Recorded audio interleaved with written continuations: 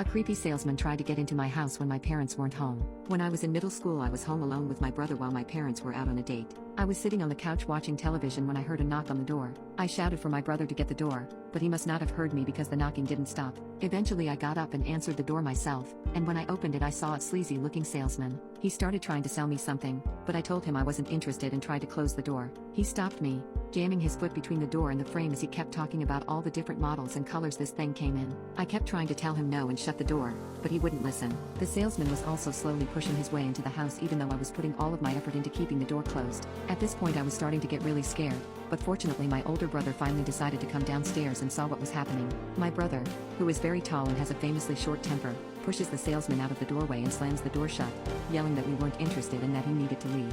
I saw the guy walk off through the window and, feeling really shaken by the way he was acting, called my friend who also lived in the neighborhood to tell her what was going on. She was home alone that night too, and